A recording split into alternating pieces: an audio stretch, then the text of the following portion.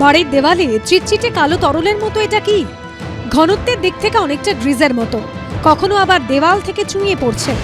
বাসিন্দাদের দাবি একদিন দুদিন নয়, এমনটা হয়ে চলেছে গত 1.5 বছর ধরে।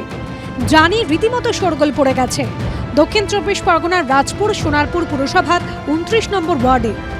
ফর্তাবাদে সরকার বাড়ি এই যে অংশটা, সেই অংশটা নিয়েই কিন্তু এই সম্ভাবনা, জল্পনা, উদ্বেগ সবটাই তৈরি হয়েছে।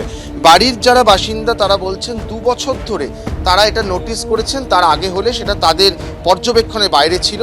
এই ধরনের কালো তরল ক্রমশ এই জায়গা থেকে নিঃসৃত হচ্ছে এবং এর উৎস সেটাও বোঝা এখনো পর্যন্ত সম্ভব হয়নি। বারবার পরিষ্কার করা সত্ত্বেও এই যে ফ্লোরের অংশটা সেটা কিন্তু ঠিক এরকম তৈলাক্ত হয়ে যাচ্ছে এবং রীতিমতো পিচ্ছিল রয়েছে। আমি তো জিনিসটা 2 বছর ধরে দেখছি, চেষ্টাও করছিলাম ক্লিন করে নিজেরাই প্রবলেমটা সলভ করার, কিন্তু কিছুতেই হচ্ছে না। ক্লিন করলে আবার অয়েল ফর্ম করে যাচ্ছে এবং আরো দিনকে দিন বাড়ছে, ক্রমশ জিনিসটা বাড়তে বাড়তে সেটা বাড়ির সামনের দিকে চলে আসছে। কোনোভাবে রান্না কেন, কোনো হোটেলের রান্নাও যদি এভরিডে হয় এইভাবে তেল ফর্ম করতে পারে না।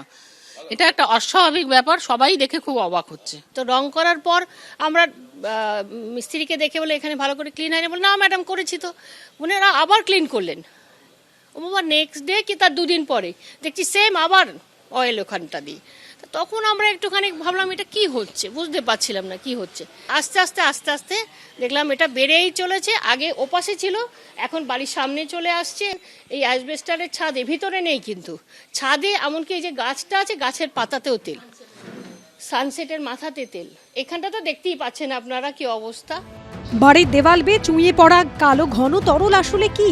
যাদবপুর বিশ্ববিদ্যালয়ের রসায়ন বিভাগের অধ্যাপক দেবজ্যোতি ঘোষালকে নিয়ে ঘটনাস্থলে গেল এবিপি আনন্দ। কালো তরলের রহস্যের সন্ধানে হাতে কলমে চলল পরীক্ষা। স্যাম্পল কালেক্ট করার চেষ্টা করেছিলাম এর এই যে পিওর যে অয়েলি সারফেসটা আছে তার উপরের অংশটা, এবং তাকে যদি আমরা আগুন জ্বালাই, এই আগুনটা কিন্তু সহজে জ্বলছে না, প্রচুর ধোঁয়া নিয়ে, এবং এর গন্ধ অনেকটা প্লাস্টিক পোড়ালে যেরকম গন্ধ হয়। প্রশ্ন হলো, বাড়ির দেওয়াল এভাবে তেলতেলে হচ্ছে কি কারণে? এইটা পুরোটা ভর্তি হওয়ার পরে তারপরে কিন্তু স্যাচুরেটেড হয়ে যাওয়ার পরে এটা ওপরের দিকে আস্তে আস্তে ছড়িয়েছে। আমার ধারণা এই অংশটা স্যাচুরেট হয়ে গেলে তারপরে আরও ওপরের দিকে এটা ছড়াবে, এবং এই যে শেডটা রয়েছে এর ওপরেও কিছু তেলের সিগনেচার পাওয়া যাচ্ছে। এটা ক্লিয়ারলি নির্দেশ করে যে মাটি থেকে নয়, আসলে এয়ার হচ্ছে এই তেলটার মাধ্যম। বিশেষজ্ঞদের প্রাথমিক অনুমান, অনেকদিন ধরে তেল জাতীয় চটচটে কোনো পদার্থ বাতাসের সংস্পর্শে এসে এমন কালো রং নিয়েছে। তেল, তাতে কোনো সন্দেহ নেই, কিন্তু তেলের সঙ্গে অনেক ইমপিউরিটি, মানে যেটাকে অপদ্রব্য বলে, সেগুলোও মেশানো আছে। সেই অপদ্রব্যগুলো পলিমেরাইজ সাবস্টেন্স হতে পারে, যেটা দিক নির্দেশ করছে যে এই তেলটা মিনারেল অয়েলও হতে পারে, ন্যাচারাল অয়েলও হতে পারে, কিন্তু তেলটা বহু পুরনো। বিশেষজ্ঞদের অপর অংশ আবার মনে করছে ছত্রাক জাতীয় কিছু থেকেও এমনটা হতে পারে। এটা ডেফিনেটলি এর কোনো পেট্রোলিয়াম সোর্স ডেফিনেটলি নয়। এমনও হতে পারে যে অয়েল নেই, মানে গোটাটাই কিন্তু সেটা কিন্তু হচ্ছে পরীক্ষা সাপেক্ষ। জলের সাথে কোনো একটা ফাঙ্গাল ইনফেকশন হয়ে রয়েছে, কোনো একটা বেসিক্যালি এলগাল গ্রোথ হয়ে রয়েছে, মানে এলগি জাতীয়, যেগুলো ফাঙ্গাস বা যেগুলো শেওলা বলতে আমরা বাংলায় যেটাকে বুঝি।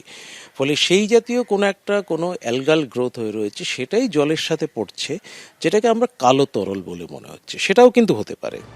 কারণ যাই হোক, বাড়ির বাসিন্দাদের উদ্বেগ কমছে না। বাড়ির মানুষজন উদ্বিগ্ন। 50 বছরের বাড়ি, 2 বছর ধরে এই ঘটনা ঘটছে।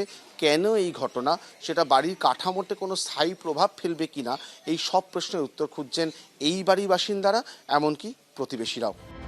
মঙ্গলবার রাজপুর সোনারপুর পুরসভার 29 নম্বর ওয়ার্ডের এই বাড়িতে যাওয়ার কথা রয়েছে যাদবপুর বিশ্ববিদ্যালয়ের বিশেষজ্ঞদের। রবিবার সেখানে গিয়ে কালো তরলে নমুনা সংগ্রহ করেন ওএনজিসির প্রতিনিধিরা। অরিত্রিক ভট্টাচার্য, ঐশী মুখোপাধ্যায়ের রিপোর্ট, এবিপি আনন্দ, কলকাতা।